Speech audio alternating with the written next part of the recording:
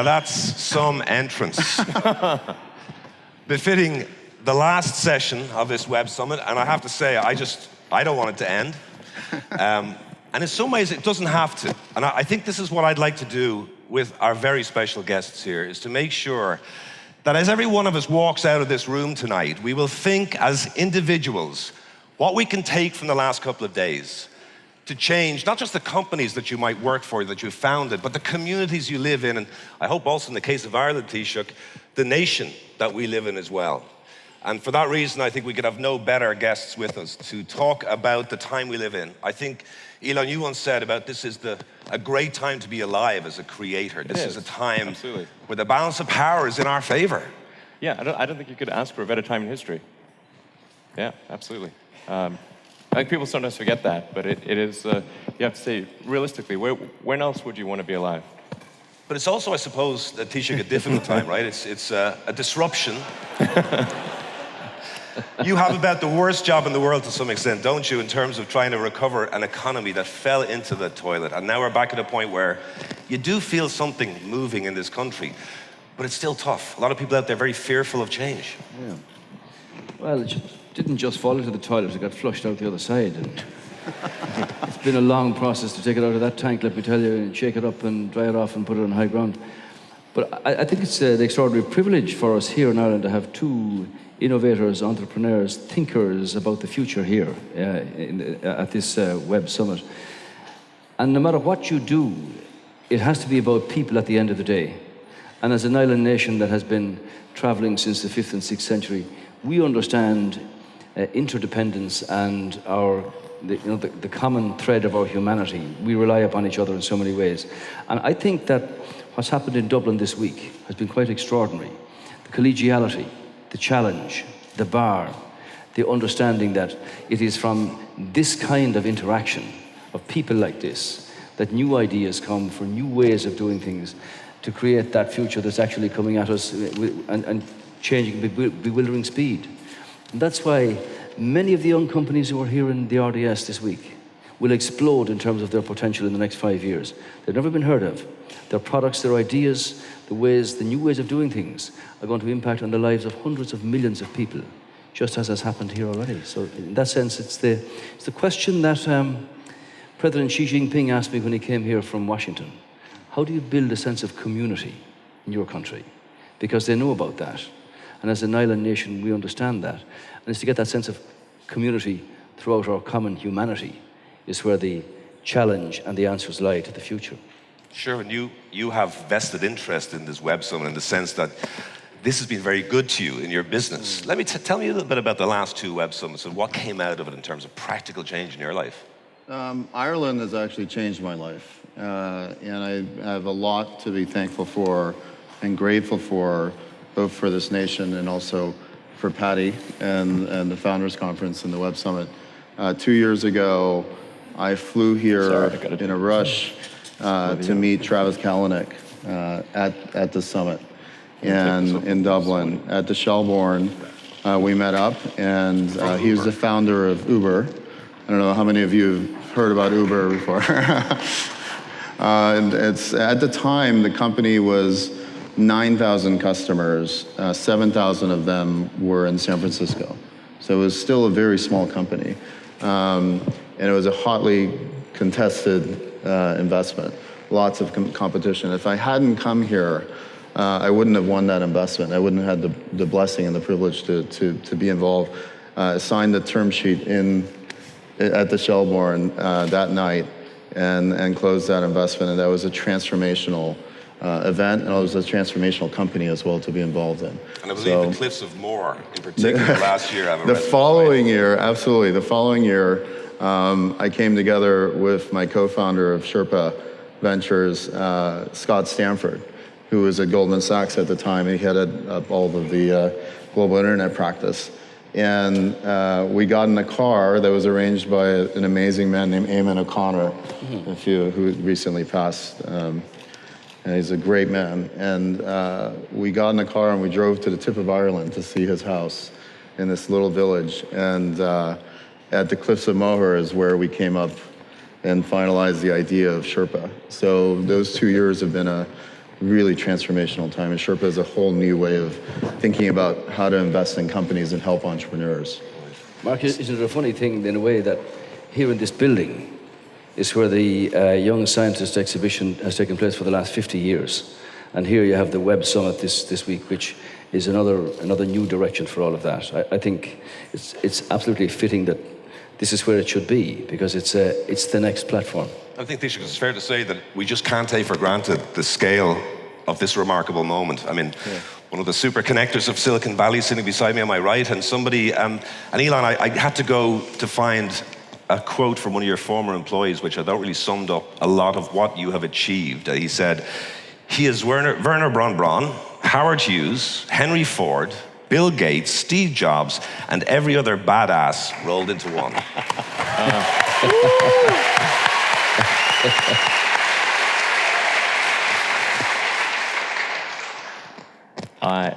Yeah, that's probably a bit generous.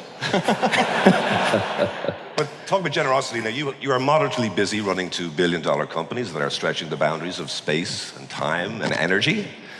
And you came to Dublin. What was the attraction of this event this time? I understand there's really going to be a great party tonight. I think you missed it. It was last night. Yeah, no, I wanted to come back to Ireland for a while. Last time I was here was about a third of a century ago. I was like 7 years old, and had a great time as a kid. Been wanting to come back for a long time, so this was a good opportunity to do so. Don't leave it so long next You time. keep coming back here, you know what I mean? Absolutely. We need you. We need you.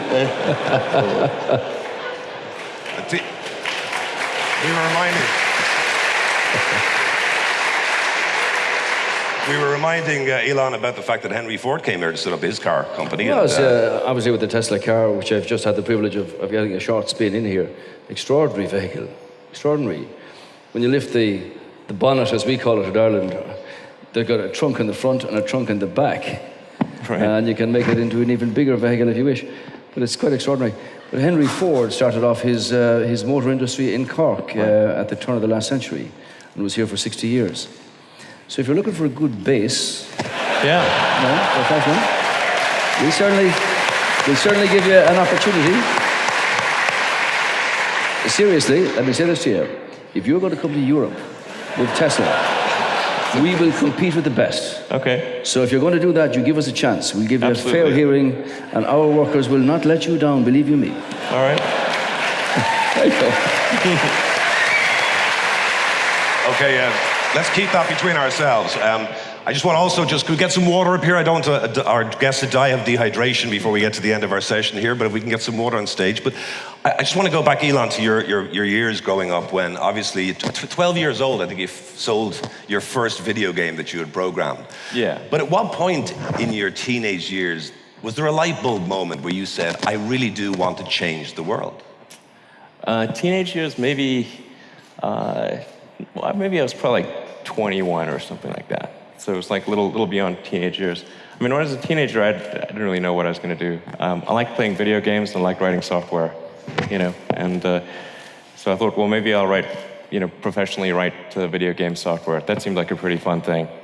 And then when I was in college, I just started thinking about, well, what's going to most affect the world? And there were I thought there were 5 things that I thought would most affect the world, 3 of which I thought would definitely be positive things to solve, 2 of which are a slight question mark. And then as it turned out, I was able to get involved in all 3 of those things, being the internet, sustainable energy, and space. Now, obviously, you revolutionized online payments, but after PayPal, other innovators might have moved on into the same area to have another success. You chose a completely different set of challenges to address. I mean, space. What was the thinking there? Why did you just follow your money back into online commerce, for example? I guess the thing that motivated me there was that I kept expecting that there'd be a manned mission to Mars. That was the continuation of the dream of Apollo. We went to the moon, then there was supposed to be a base on the moon, there were supposed to be space hotels, there were going to be human missions to Mars. and year after year, that stuff didn't happen. And at first I thought, well, maybe people have lost the will to do that. And I sort of came up with this idea to do a mission to Mars to kind of get people excited about that stuff again. But I came to the conclusion that I was actually wrong about that assumption. And there's plenty of will, and it's really about making sure that there's a way. If people think there's a way to do it without bankrupting the economy, I think there's plenty of will. And so that started SpaceX to try to improve rocket technology and just do as much as we can to advance that towards eventually, I'm not saying we'll take people to Mars, but we want to try to move things forward as much as possible. What I'm fascinated by was you started out to try to get people excited again in space, and then you ended up with this fact. There are only 4 entities that have ever sent a space capsule into space and brought it back: US, Russia, China, Elon Musk. Yeah.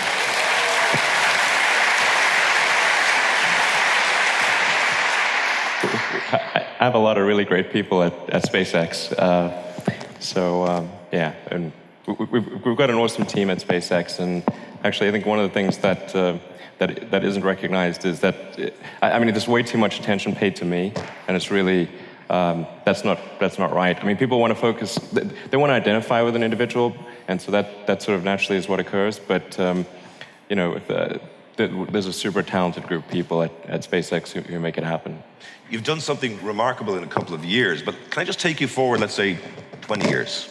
In your mind, what is your vision for humanity in 20 years' time, and particularly about space exploration? Well, I think the thing that would be really great is to have a base on Mars, and to ultimately and be making steady progress towards having it be a self-sustaining civilization on Mars. And I think that's the most powerful thing we can do to ensure the long-term survival of civilization. And it's just a very exciting future, I think. If you imagine a future where we're out there exploring the stars, and we're a multi-planet species, the scope and scale of society is that much greater. I find that sort of view of the future really exciting and inspiring. And there need to be things that are inspiring. There are lots of problems on Earth, and we'll always have problems on Earth. But there also need to be things that are inspiring, that make you want to get out of bed in the morning. And having a bright future in space, I think, is one of those things. I just want to touch on something that isn't talked about as much, especially about how Elon got there, is that founders and entrepreneurs have to have the ability to face death right in the face and survive, to be able to start a company and not give up and put everything you have, your heart and soul, into that company to bring it to life. And one of the things that Elon did with both his companies is an incredible example of that in terms of what you did in 2008, 2009. If you could touch on that and tell that story, I think it's so inspiring, and it really exemplifies what it means to be a founder. Sure, I can maybe give the short account of that time. Things were very, very tough in that 2007, 8, and 9 period, and even sort of the first half of 2010. And the low point was late 2008, because the first 3 launches of the rocket at SpaceX that didn't work. We had 3 failures in a row, and when I started the company, I thought, I'll make sure there's enough capital for 3 launches. But we managed to just barely scrape together enough to do a 4th launch, and in late 2008, that 4th launch worked, and that was our last chance. But Elon, that was the last chance, right? The company would have gone to the wall if the 4th. Game over, yeah. So what's going through your mind as you're watching that rocket blasting off for the 4th time? I mean, they say about like a white-knuckled flight. I mean, it was like, yeah. I mean, it was so tense that when it succeeded, I didn't actually feel elation. I just felt like stress relief. That's all. It was. Having, I think this is something about founders, is having success and failure sitting side by side in a moment. Does it not drive you mad? I mean, to have to cope with that level of pressure? Yeah, that was pretty intense. There were some other compounding things, because at Tesla, we were raising around in summer 2008, and then the financial crisis hit, and you had General Motors and Chrysler going bankrupt. So trying to raise money for a startup electric car company, in the face of that, it was like, I mean, people were angry that you even brought up the subject. And so we're only able to raise money from the existing investors. And I put everything I had remaining, and had to borrow money from friends for the Tesla financing round. And it closed on the last hour of the last day that it could close, which was 6 p.m. Christmas Eve, 2008. And we would have gone bankrupt a few days later. And they all think it's an overnight success. One of the lessons we can learn from this weekend here, Mark, is exactly what the two gentlemen are talking about. And that's to have a culture of not being afraid that something might go wrong, that something might fail. And I think for all the young people in the country who are our future, really, it's from a political perspective, it is to open the doors of opportunity and give them that chance to build their dreams. They won't all work, obviously, but it's to kind of encourage them not to be afraid to follow that, and if it doesn't work, that you start again. Taoiseach, You've had the wrong view about that in this country for many years. I think that's something you see in Silicon Valley, that there's no fear of failure. But culturally, in this part of the world, true. No? I think there's fear of failure. I certainly have fear of failure, you know. But it didn't stop you. No. But I think it's an inherent thing, though. Like when Irish people have gone away and they've gone all over the world, you know, they might try 3 or 4 ventures before something actually works in the way they want. But in a confined island, the tradition has been, if it goes down, well, that's it's a bad mark against you. That shouldn't be the way. And when I find going through the secondary schools and the colleges of technology and the universities, there's a different attitude, and that's inspired by people like what you do. I'll touch on fear a little bit, because it's one of the things that I've realized is fear is finite, hope is infinite.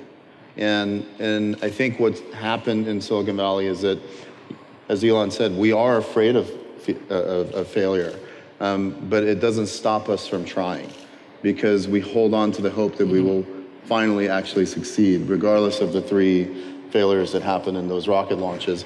You were hoping that 4th would work. And I think the mentality has to be that failure is actually an option. It is an option. And in other places, failure is not an option. And that we look up to people who actually fail, but they keep going forward. But it's also to listen to where a new venture might actually be. For hundreds of thousands of years, we measure the volume of timber by measuring the height of the tree and the circumference and calculate the volume. In Cork, Treematics have cracked this 3D version. You can put the entire Mato Grosso on a computer and determine the value and the quantity and the volume of timber that's there. It's a whole new way of doing things. Why is it that it's taken Elon, after 50 years of analysis on space travel, to be able to define and make a reusable rocket? We've had, America, NASA, Russia, China, Japan, Europe. Here's one that flies and comes back down and is usable again in a few hours.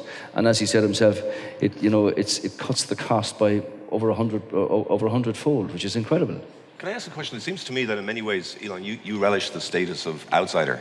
I think you're talking about how you're fighting to get this program, the space program, together, and you said it was like a little child wrestling sumo wrestlers. And I thought it was a great image of you as an outsider.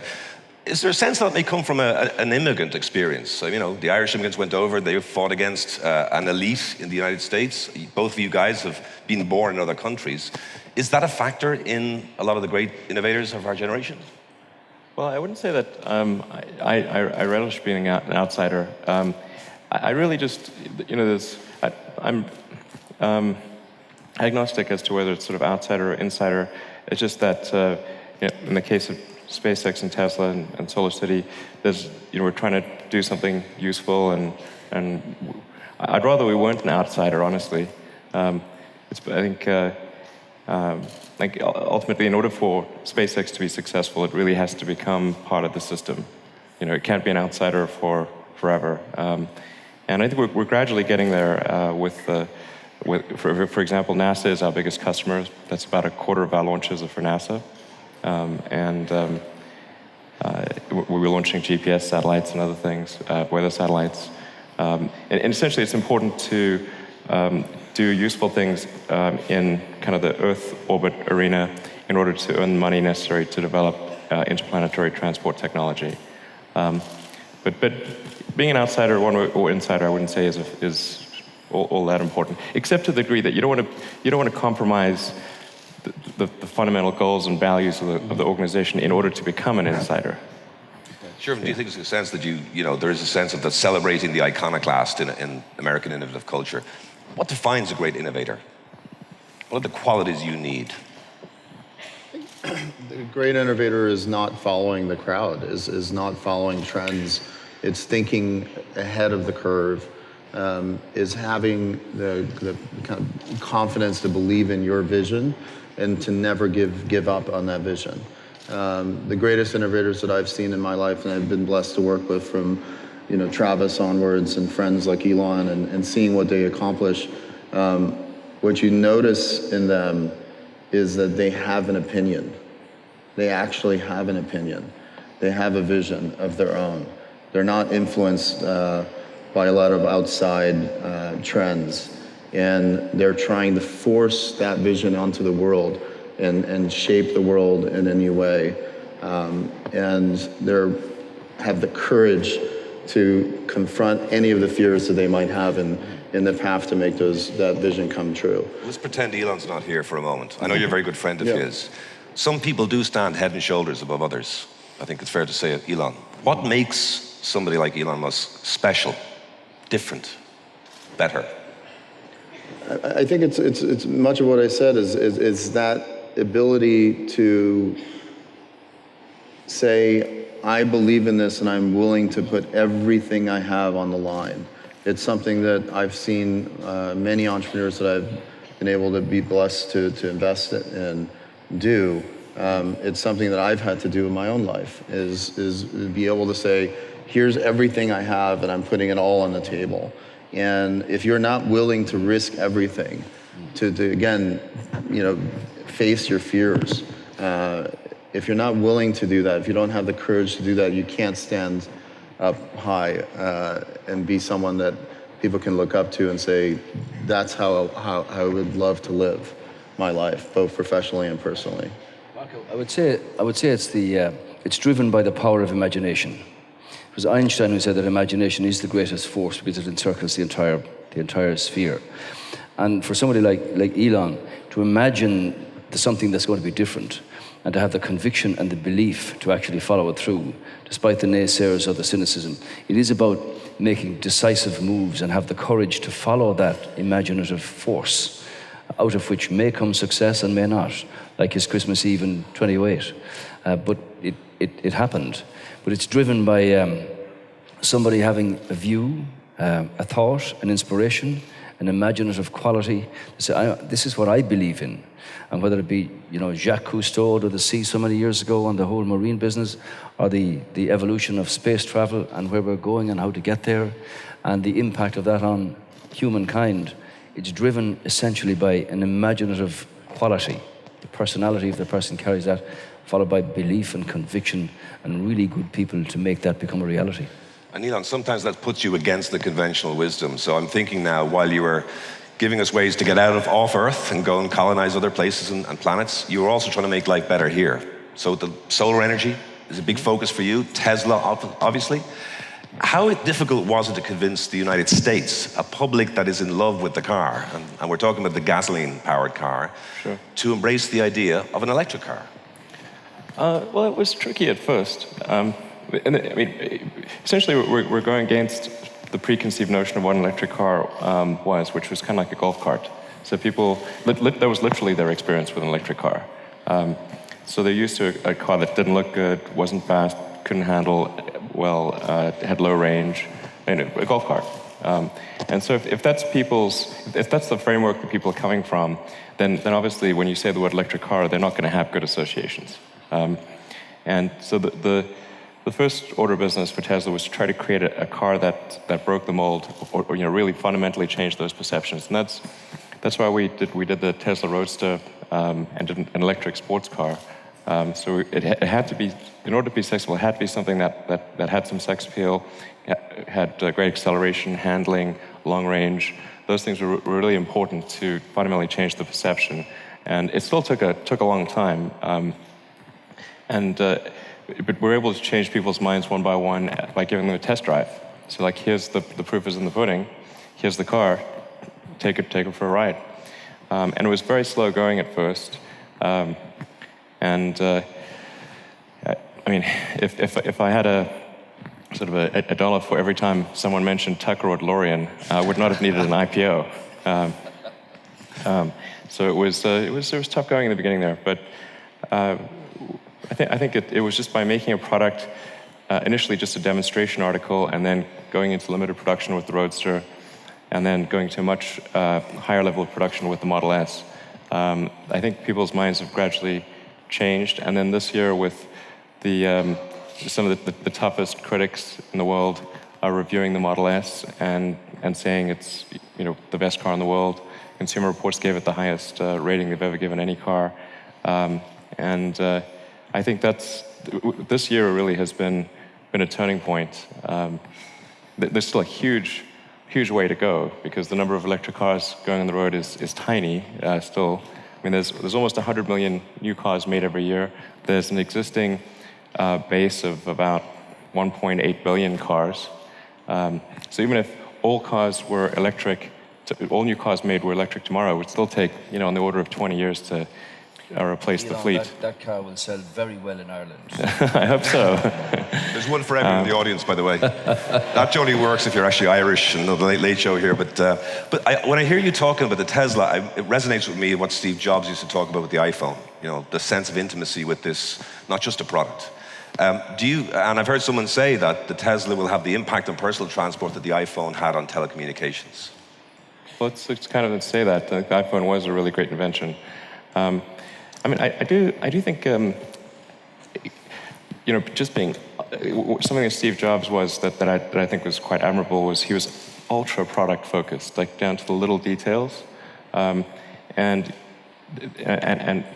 he and the other people at Apple would really try hard to have these, both at a high level and a small level, these delightful things happen.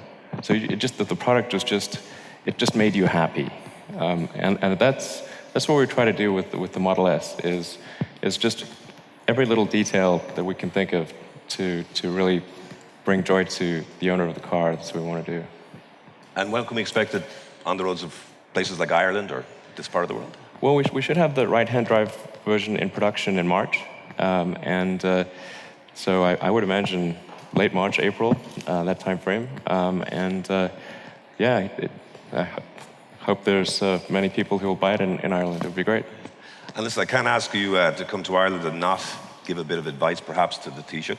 I was tweeting out this week saying, anyone got some good questions? It was a great question from somebody which said, Elon Musk, if you were the Taoiseach of Ireland, could you give us 3 pointers of what you would do to make us, put us there on the digital frontier? The digital frontier, okay. Well, I haven't really thought about digital stuff for a while, but... Any frontier. Any frontier. Well,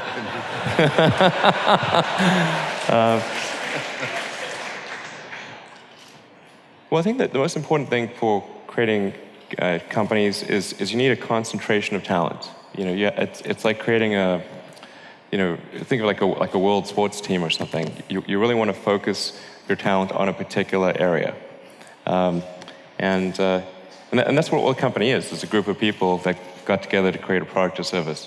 So in order to have a great company, you've got to focus your energies on a particular area, and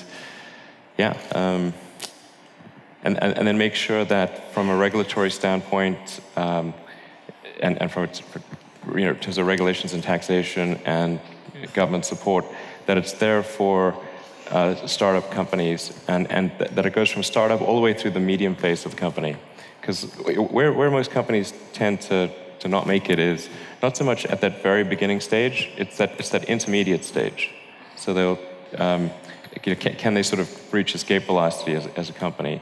And when a new company is formed, when you're going up against established, big established companies, you're trying to build some kind of credibility, and it's incredibly important that companies are nurtured through that phase. I mean, it's just like a little sapling growing in a redwood forest. You've got these giant companies. If you don't get a little bit of sunlight and nutrition, it's game over.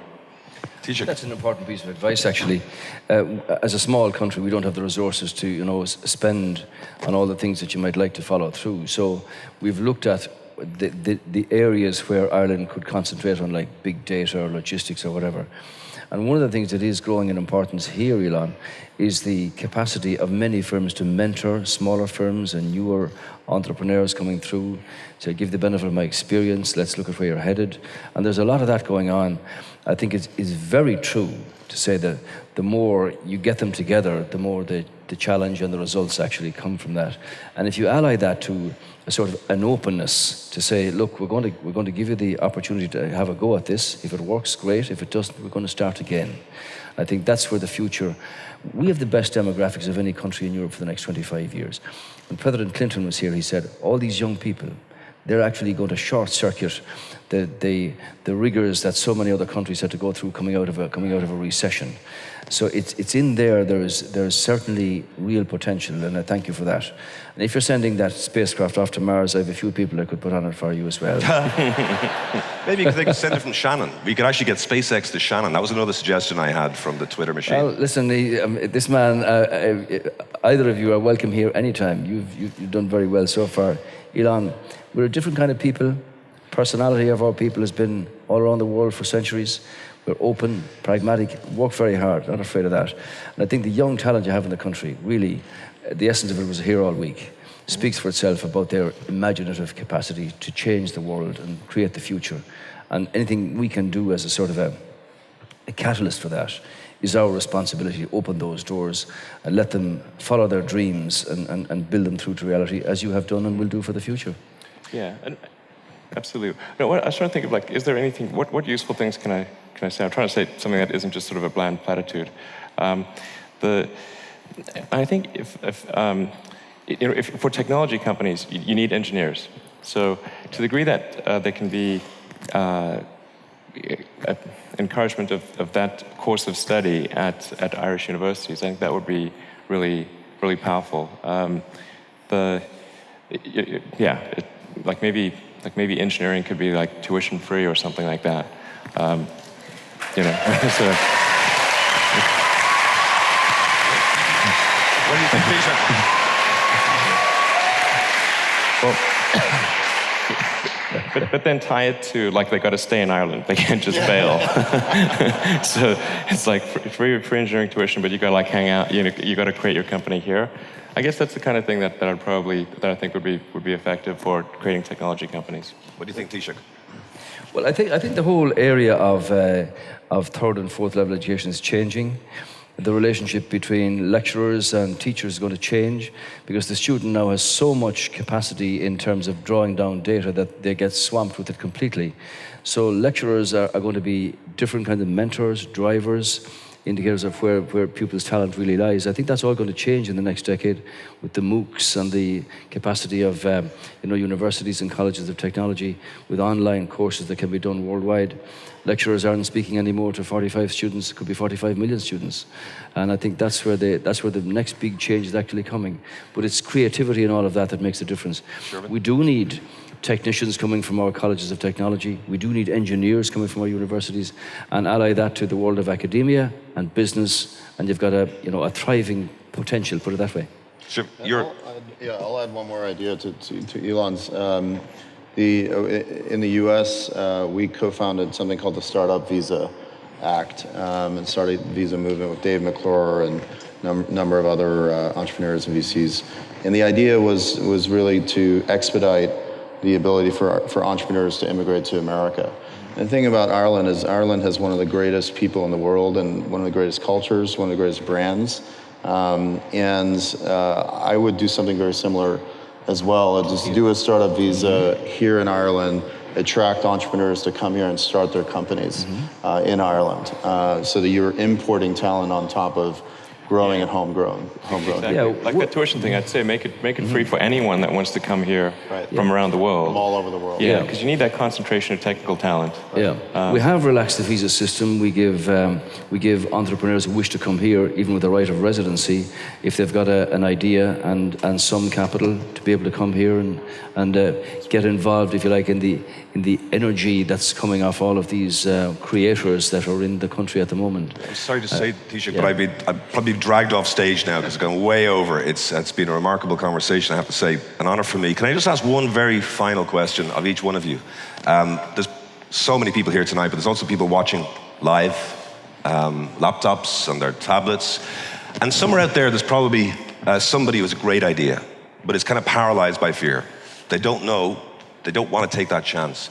Can you just talk for a moment, Shervin, first of all, what would you say to that young potential entrepreneur who just doesn't know if they can take the risk? It's a great question. When we immigrated to the U.S., so we came from nothing really. My father was a taxi driver in D.C. and my mom cleaned hotel rooms, and all we had was the American dream. And I grew up just reading a lot of books and dreaming that I could be something and do something of value. And when I went to Berkeley, I started my first company senior year of college.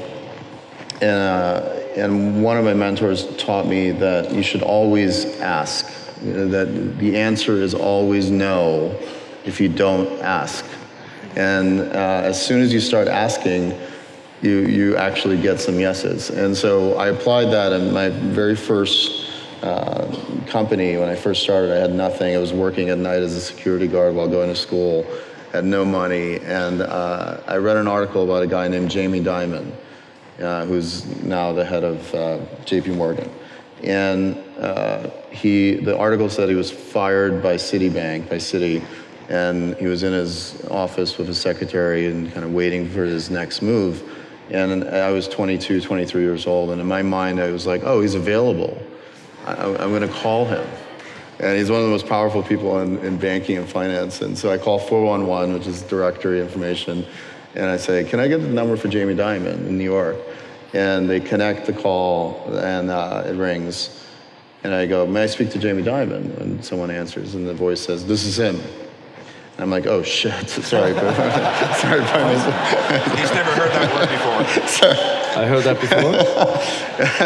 And I go, so I knew I had like 60 seconds. I had to face my fear. And I said, Mr. Dimon, my name is Shervin. I have this dream for this company. And after a couple minutes of listening to me, he says, that sounds really good. Come up to New York, we'll have dinner. And I did that, and he wrote one of my first checks as an angel investor, and that changed my whole life. If I hadn't made that call, or if I hadn't flown to Ireland to meet with Travis on Uber, those pivotal moments, you just gotta make that call, get on that plane. You know what's happening now? Everyone's looking for your phone number so that they can give you directory, 411. Elon, can I ask you about that one message to that potential entrepreneur waiting to make the jump?